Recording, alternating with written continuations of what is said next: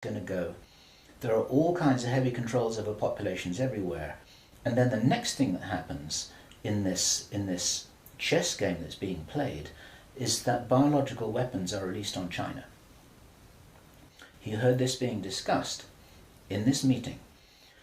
They will release a flu-like virus that will be genetically targeted against the Chinese population. It's racially targeted against the Chinese people. It's designed to spread like wildfire and to knock out a large number of the Chinese people. And these people in this meeting were laughing about this. They said, China will catch a cold. Those were their words. China will catch a cold. And they were laughing about the fact that these biological weapons will wreak havoc among the Chinese population. And after that, then what effectively will be a kind of plague will actually spread right across the world to the West as well. And our source was not clear whether this was a Chinese retaliation or whether the thing would just spread out of control in the way that it would be very understandable if it did, whether it's racially targeted or not. These things actually mutate. So now you've got a situation where there's been a limited nuclear war in the Middle East. There's a pandemic that really is sweeping across the world and really is killing people very visibly. And you've got this totalitarian military lockdown in all the governments in the Western world because everyone's going to be in panic about all of this. And then, he said, then the real war starts. Something that would be justifiably called the Third World War, with a much more major nuclear exchange. And at this point, I asked him, is this just about population reduction? What is this about? Why are they doing this? Why this insane Dr. Strangelove plan for just unleashing all of this stuff on the world? Why do it? Now, as our conversation went on, I started to find answers to those questions. Now, some of this is speculation. I want to share this speculation with you because it's important enough that we work together here to figure out what's going on. And there are some clues, there's some very important clues that I'm going to present to you here in this video. He said, absolutely, it's about population reduction. So I said, well, in this meeting, did they mention any figures? And he said, yes, they did, 50%. Half the world's population. This is planned as per the Georgia Guidestones. For those of you who don't know what the Georgia Guidestones are, it's a stone monument in Georgia in America that was erected anonymously a number of years ago. It's in 8 languages, and it's like an Illuminati manifesto for a new world, as it were. And just hold that thought about this being a manifesto for a new world. This is an important concept here in what I'm presenting. One of the key parts of this manifesto for this new world is that there should be a population of 500 million people.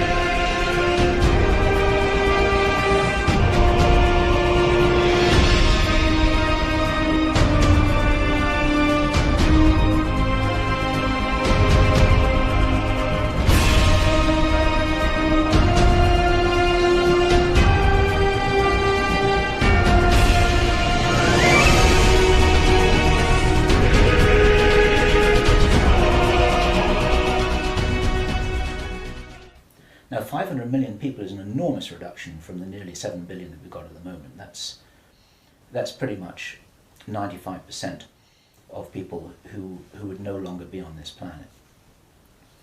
And 50% is a step towards that. And there's a reason why they're doing all of this. There's a reason why they're in a hurry. There's a reason for this insanity. And when he was explaining this, then he said that they have a name for this plan. This project has got a name. And I said, well, what is this name? He said, it is called the Anglo-Saxon Mission. The Anglo-Saxon Mission. Now, I'd heard that before. It was something historical, I think, to do with the Crusades quite a long time ago. But I hadn't heard it in the present day context, and neither had he. And later on, as he continued to tell his story, I began to understand what I thought this might be about. Hence the title of this video, and the reason why I want to share this information with you, because we need to work together to figure out what's going on here. It's extremely important to understand. There's a plan, I believe, that Hitler would be proud of, which is so evil, it's so Machiavellian, it's so hard to face up to, it's so unbelievable, that I need to put it on the table for you so that you can consider whether or not this might be a possibility. The plans that I've been describing are definitely a possibility because he heard them with his own ears in this meeting. Everything I've described up until now, up to and including a major outbreak of hostilities after the limited war. So the sequence is as follows. The plan sequence is as follows. Israel attacks Iran, then there's a ceasefire, then during which time there is heavy governmental military controls over populations in all Western countries. Then China is attacked by a biological weapon. It's a flu-like disease that spreads like wildfire. This goes all over the world, and then they have a major Third World War. And then, by this time, 50% of the population will be destroyed. And not only because of the war or the plague, but because, as many of you watching this will understand, the infrastructure goes down in situations like this. There's no food in the supermarkets, there's no gas in the pumps, the telecommunication goes down, there may not even be water coming out of the taps.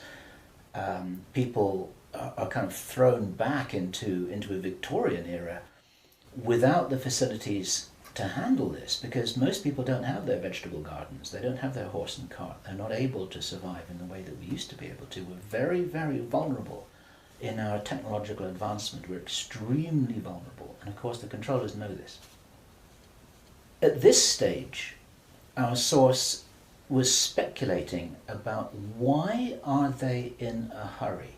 Why do they want to do this?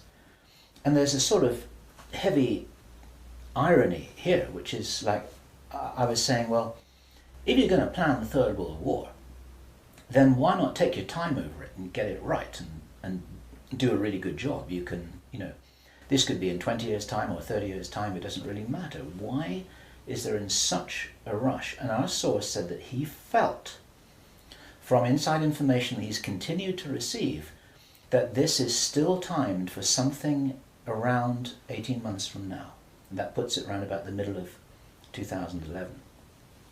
He doesn't know this for sure because these events aren't calendar driven, they're actually event sequence driven. In other words, this has got to happen before that happens, and then after that the next thing can happen, then after that the next thing can happen. So a whole lot of things have got to be in place before all the dominoes fall over, so to speak. And they seem to be behind schedule in some of this. There are some planned events that definitely haven't happened. One of the things which I remembered when I was hearing this story was that our source, Henry Deacon, and many of you who've watched Project Camelot videos and read their reports for the last 3 years will know that when we met Henry Deacon in 2006, he said that in his own inside information was that there would be a war against China in 2008. Now that didn't happen. And all this time, at that time it didn't make any sense, and even now it didn't make any sense. It's like, well, all right, but why do this? Why do this? Why do this? Now, this was his answer. And our source is a pretty smart guy. He's been in the military. It's a totally different story that he didn't debrief in our audio transcript, which you have the opportunity to read, but he's had his own ET experiences in the military. He's got his own sources of information about some of the background for this. He says that he's as sure as he can be that the people who are calling the shots in the world, you can call them the Illuminati, the controllers, the cabal, whatever name you have for them, they believe that there is going to be what he called a geophysical event, a major geophysical event. He says that the best information that he's got is that the insiders believe that this is going to happen, or they are concerned that this is going to happen. And many of you watching this will know that this isn't a completely crazy idea. There have been trillions of dollars that have been spent on deep underground bases for some reason which we don't know why it is. You'll know about the seed bank in Svalbard. This is in the public domain, where all the seeds of all the plants and all the crops in the world have been buried deep inside a granite vault in northern Norway. There are many precautions being taken as if something might happen that could really threaten some of these valuable resources, including the seed banks of the world. Now, if there were to be a major emergency like that, something that would actually make a war look very inconsequential, the thing that will help the human race to survive it, or will help parts of the human race to survive it, is if there is already emergency preparedness in place before it happens. In other words, if you knew that there was an emergency coming, if you knew, for instance, that there's a hurricane coming in to hit your city, then you put all the emergency preparedness in place beforehand. You have the troops ready, you have the infrastructure ready, you have the military ready, you have everything that you need ready to handle this situation so you can respond and react and recover in the best possible way. Our source suggests that the reason for this whole Third World War scenario is that then the Western governments, with the Chinese out of the way, will be in a state of such totalitarian control of their own population that they will be best equipped to recover and rebuild the new world after a cataclysm. And he thinks that this is what's happening. And I have to tell you that this terrible logic makes sense to me, that they would think that way. I'm not for a moment agreeing that this will happen. I think this is wild, crazy stuff, but if they believe that it's going to happen, then this could be their justification for this kind of plan that we've heard about is really being discussed.